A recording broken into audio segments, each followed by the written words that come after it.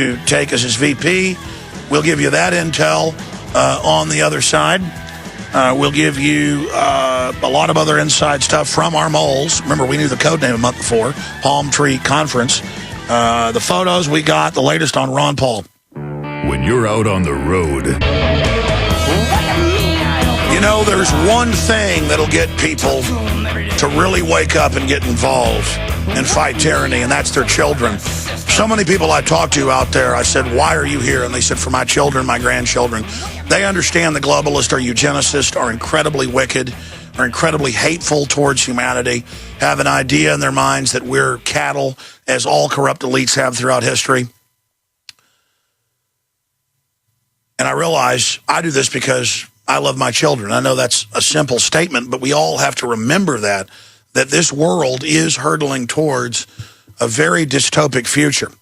And I know my wife and children are listening because I was just talking to my wife and my 3 beautiful, wonderful, good children who are listening right now as they drive around Austin, Texas, listening to 590 AM KLBJ, where I'll also be back tonight in the first hour of George Norrie's Coast to Coast AM, I should add, and stations all over the country.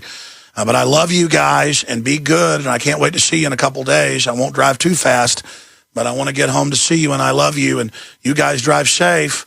All of you, my little sweetie pies, all of you, I love you.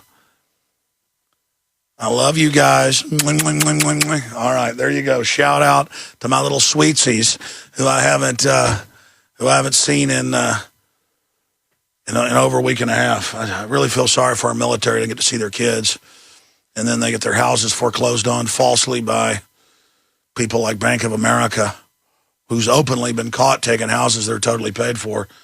It's just incredible. And again, I'm not getting into some mainstream media military kissing up. I'm talking about the military people who are on nuclear submarines, you name it, don't get to see their family for 6 months, 9 months. It just must be hellish. Or people that work up north in Alaska on those fishing boats or up there in the timber and only come in a few months out of the year. Wow. Because every time I leave my children, it just having to work all the time, having to stay up at the office till 7, 8 at night a lot of the time. It's just they grow up, and it's sad. But we do all of this for our children, and if we don't fight now, they have no future. Okay, enough of me. Love you guys. So another listener, I just talked to him during the break. Let me give you the toll-free number if you were at Bilderberg this year. And the reason I got off into the whole cop segue, I was going to tell that story later, was the police officers, a bunch of them, said they listened to the show. So if you're off duty and you are part of the police department there, if you're part of the police department there in Fairfax County and you were part of the whole Bilderberg detail, maybe you're not supposed to talk about it, whatever. If you'd like to call in on the show, we'd like to hear from you, but also everybody that was out there demonstrating, protesting the huge hordes of alternative media, forcing the dinosaur media to report on things. I'm going to define the dinosaur media today because a reporter from Salon couldn't seem to understand it. It means establishment media that toes the party line from a left-wing or right-wing perspective and makes fun of people that talk about corruption and special interests manipulating government. They call you a conspiracy theorist if your head is screwed on even halfway straight, and you're not an idiot. So let me give you the number. It's 877-789-ALEX. That's the Sunday show number. It's different during the weekday 11 to 2 Central show. 877-789-ALEX, 877-789-2539. And if you were there, we'd love to hear from you. My goodness, I love listeners and the power of the people that love liberty, the light in their eyes, black, white, Hispanic, Asian, old, young, north, south, east, west, Canada, Germany, England, you name it. It was so humbling to be around people like that and just to have them totally counting on me and telling me how great I am. It's like nails on a chalkboard because I'm just an average guy doing what I have to do. And it makes me realize responsibility I do have, and so when I screw up and do the things Alex Jones does, as you all do what you do, it's certainly the opposite of a power trip or an ego trip. Sometimes I come off as extremely arrogant. It's really just confidence and aggression and hatred of tyranny, love of liberty. But side issue, humbling to meet you all, humbling to see you all. 877-789-ALEX. Is the number. Easy to remember. Want to hear from anybody that was part of the events, any of the employees inside the Westfields. A lot of them were listeners as well from 4 years ago. It shows the power of reaching out to the police 4 years ago. None of them knew who we were 4 years ago, of the hundreds of police they had out there guarding them at taxpayer expense.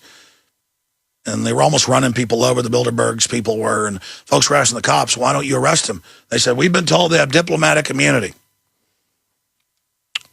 Yeah, did you know? Well, in fact, I want to tell the history of diplomatic immunity sometime. In fact, I'm going to write a note. I've got like 20 pages of notes here, and of course I haven't gotten to one of the points yet. But diplomatic immunity, because they continue to just expand that out until they're saying, we're going to let the carbon taxers have diplomatic immunity now. We're going to give hedge funds diplomatic immunity.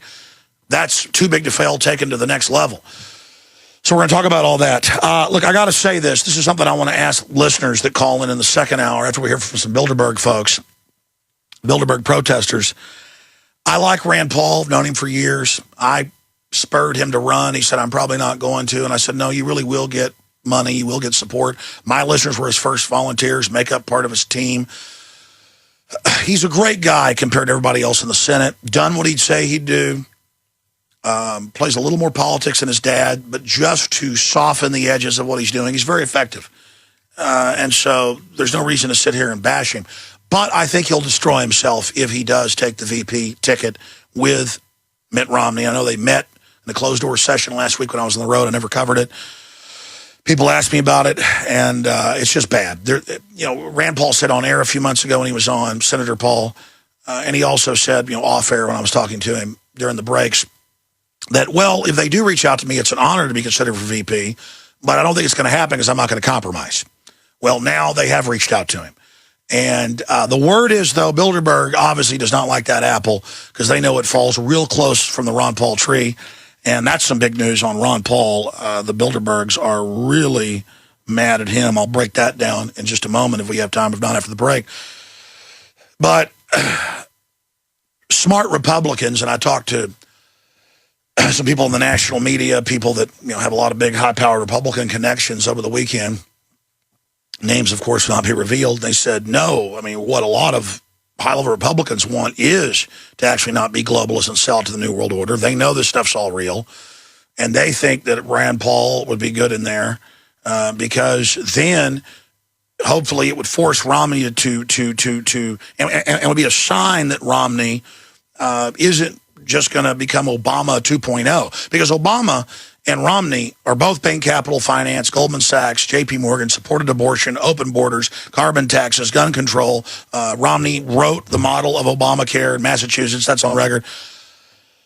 He's not exciting the conservative, libertarian base, constitutional base. But I've got to say, they're not going to pick Rand Paul. Not because Rand Paul wouldn't even probably lie to himself and say, well, it's a great honor, I'll be able to change them from the inside. He's a good guy, but I think that, that allure, he would think that, that he would change them, not him. But when you dance with the devil, you change, he doesn't. You stare into the abyss too long, you become the abyss. It will destroy Rand Paul politically. All the little political guys around him and stuff, they want to have the big job in the White House. They want to get into the power elite. They want Sunday news shows. They're all telling him. I know his dad isn't telling him this, but they're all telling him, hey, yeah, get in there. Doesn't matter. The word is the Bilderberg group wants the Indiana governor, Mitch Daniels. I'll tell you about that. And then death threats against Ron Paul from the Bilderberg group. Straight ahead. Stay with us. Coming to you live from the road in Virginia. Beautiful little town that we pulled in at. I'm not going to say the name because anytime we do that, suddenly listeners show up, which is great. But then we can't get anything done. Amazing. Okay, I want to go to your phone calls, and we're going to do that in a moment, folks that are patiently holding here in a second. But first off, let me go through some of what we gleaned at Bilderberg 2012. The Indiana governor, Mitch Daniels, known for privatizing everything. That means handing over already paid for infrastructure in sweetheart deals and actually increasing the taxes on the people under it for giant profits to special insiders.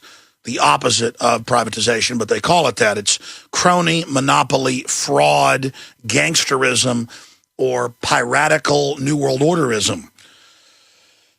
Everybody thinks it's left and right. No, it's a bunch of scammers with inside deals hammering everybody. Also, Marco Rubio may have been there. We're not sure. One of our sources said it sure looked like him, but that's just one of the hotel workers. We got a couple of those sources, well, 3 of them total. I haven't been able to get a hold of my Bilderberg source in a couple days. Obviously, they're being watched. Not a Bilderberger, but one of their minions.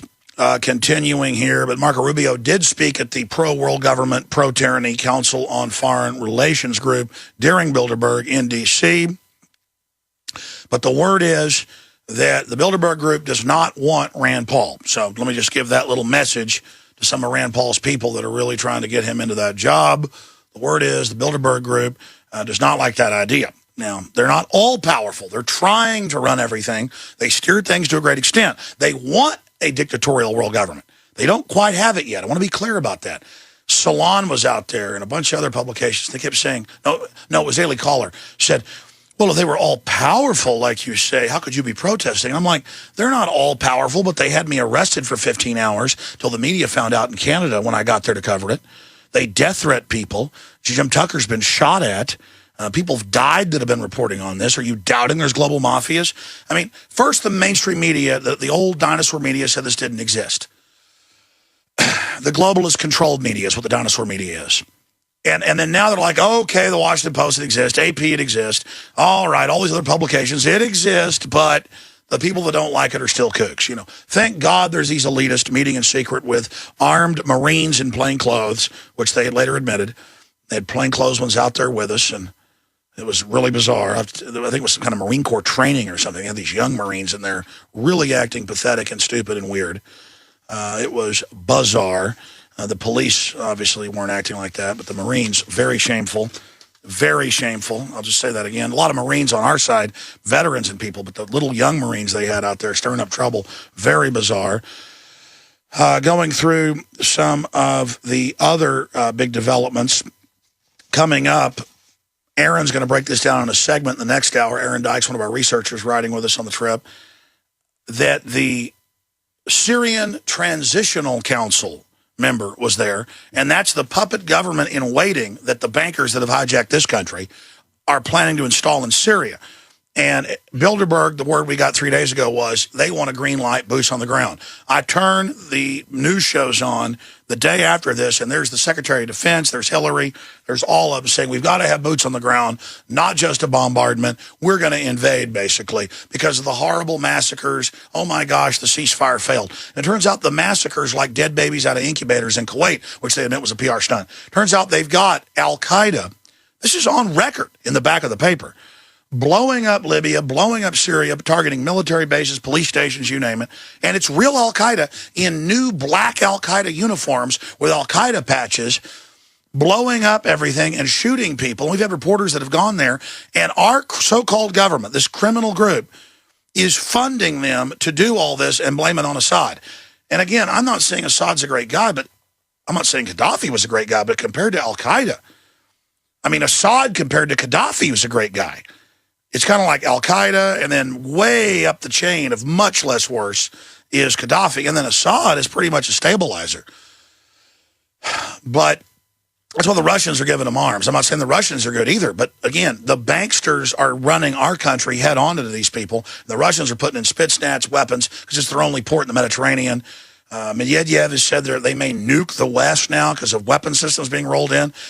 Again, the globalists are playing a very, very, very dangerous game with all of our lives.